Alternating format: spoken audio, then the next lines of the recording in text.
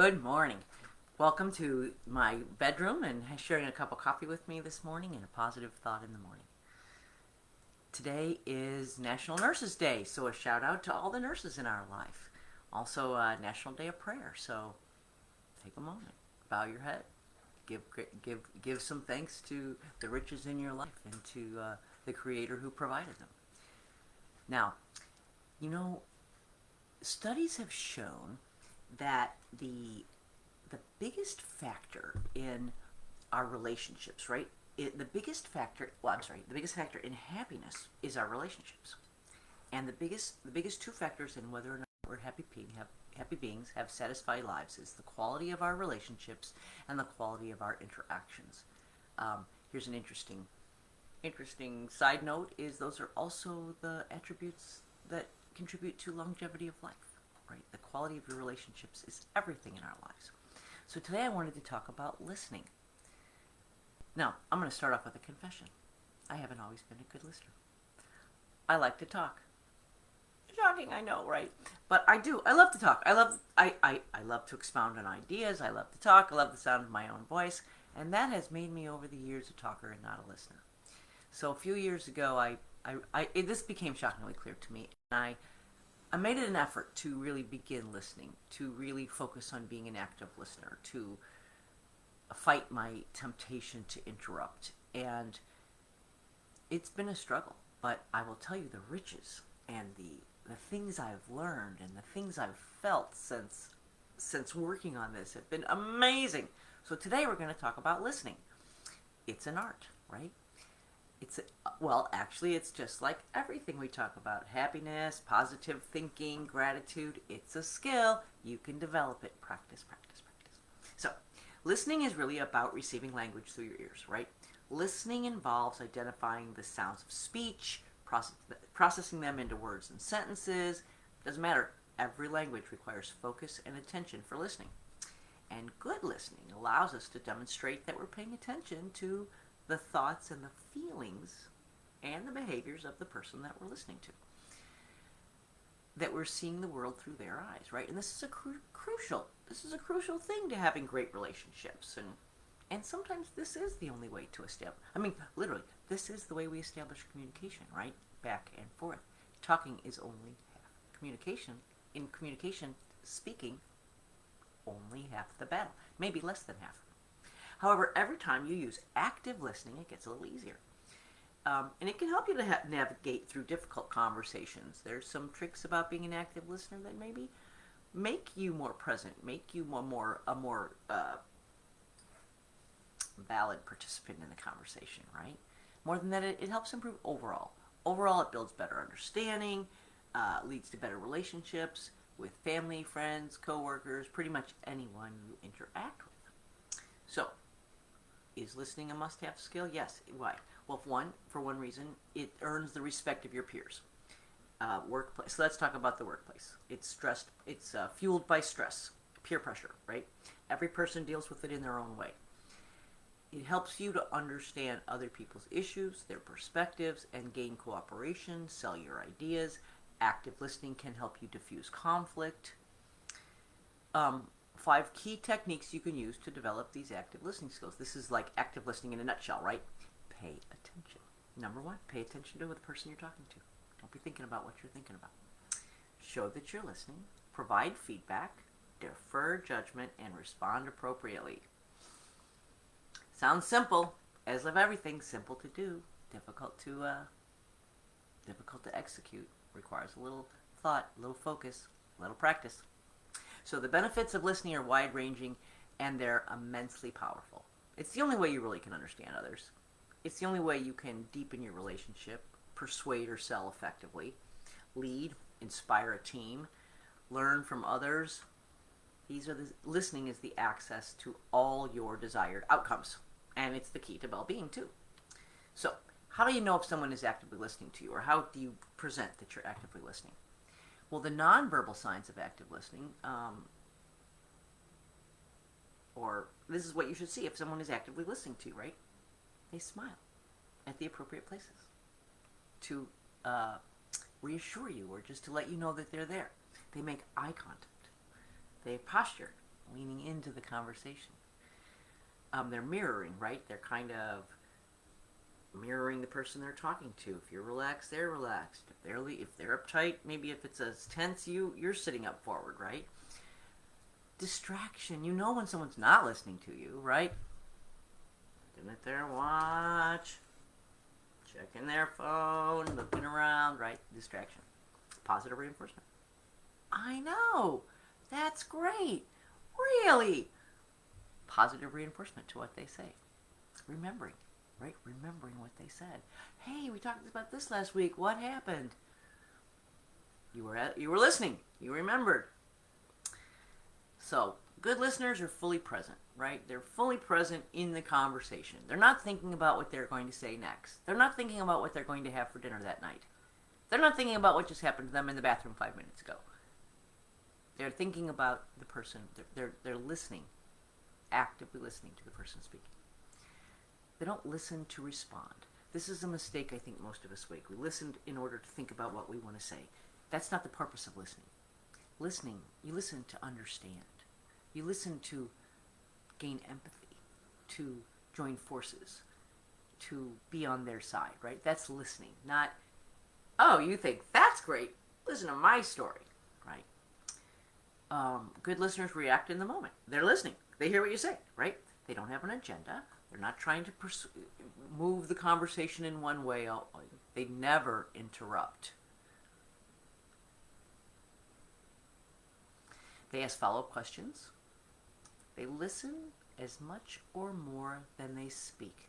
This is my challenge now.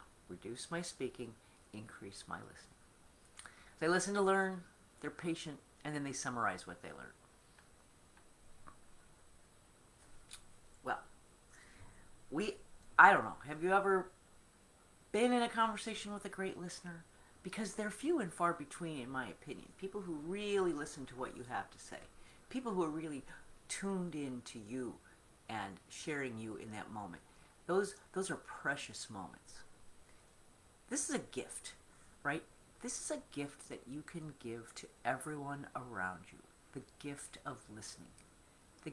The gift of being at the receiving end of a conversation because you're interested in what they have to say, not because you have something to say.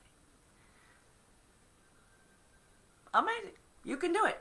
So, how can you be a better listener? Now, we just talked real quickly about what makes a good listener, but we're gonna talk really deeply here. How can you be a better listener? Because I did this, like I said, about 5 years ago. I went on a search.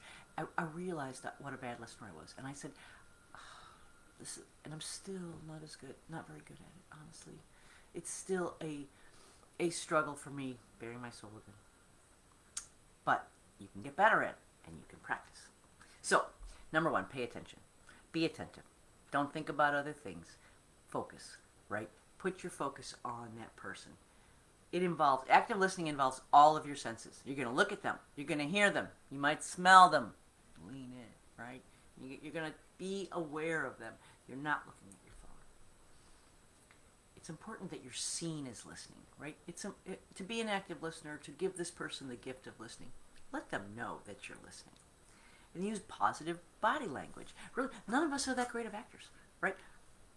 Your body language gives you away. So, listen. As you're really listening, be seen listening. Lean in. Look into their eyes. Body language is telling. Be open. Be forward. Express curiosity. Empathy. Oh, and now we're to the big one. Avoid interrupting the speaker. That's right. This is one of my biggest challenges. Grew up in a family of talkers. Everybody fighting hard. Then created a family of talkers for the 5 children. Everyone's a talker. Everyone always fighting to be heard. It was constant interrupting all the time. I think we're all still recovering from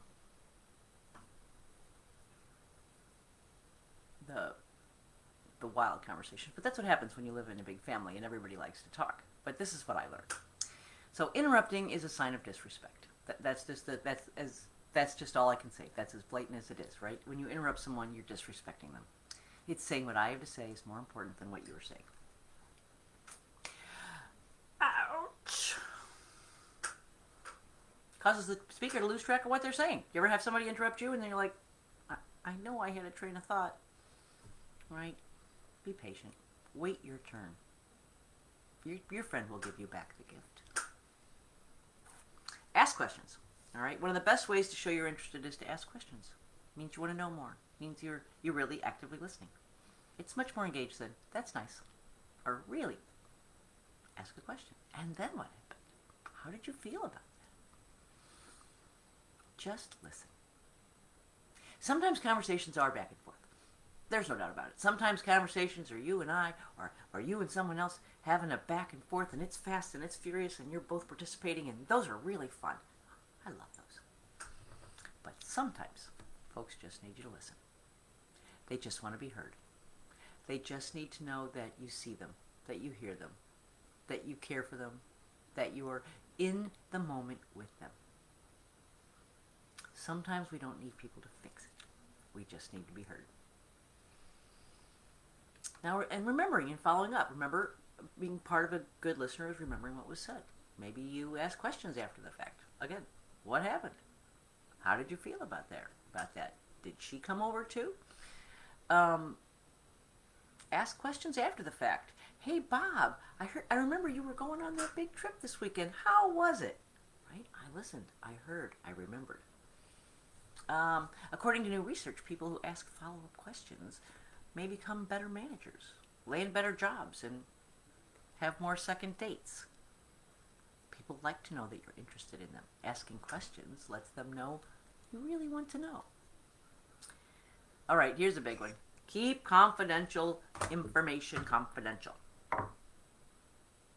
Enough said. That's all I'm going to say. Well, I'll say one other thing. If you're tempted to share, someone tells you something and it's juicy and you really feel like sharing it, tempted to share it, think about a time when you told someone a secret or a confidence and they shared it. Maybe you were hurt or humiliated or just mortified. Don't do it. Don't do it. Okay. The big one. Contact. Eye contact. Maintain eye contact. Honestly, maybe eye contact should have been higher on my list, right? This actually helps you to listen. Looking in someone's eye actually helps you to focus and listen. Now, not a hard, creepy stare. Right. No. But look in their eye. See them. This can be uncomfortable. Right? This can be an uncomfortable thing to look in someone's eye. That's okay. That's all right. We're all about doing uncomfortable things, moving past our comfort zone, learning new skills, breaking out of our box, right? So look in people's eyes, even if it's uncomfortable. Make yourself do it. You want to practice? Stare at yourself in the eye in the mirror. It's harder than you think. Just look in the mirror and look at yourself in the eye until you look away. Eyes in the mirror to the soul. Windows to the soul, right? Look in your eye. And here's a pro tip. As you're listening, lean in and really imagine being that person, right? Feel what they're feeling and telling you about. Be in the story they're describing. Be in it with them, right next to them. That is about the best listening that you can do, is to really merge with that other person while you're having the conversation. Merge your energies so that all the energy in that moment is about them. And you're just providing the mirror so they can have that moment. Remember, the purpose of listening is to hear and understand, not to reply. I know. It's a good lesson, right? All right. So, as we talk about listening, I move to my quote board. Well, I would if I could find it. Here we go. Okay. Most of the successful people known are the ones who do more listening than talking. That is a little advice to myself, right? One of the most sincere forms of respect is actually listening to what another person has to say.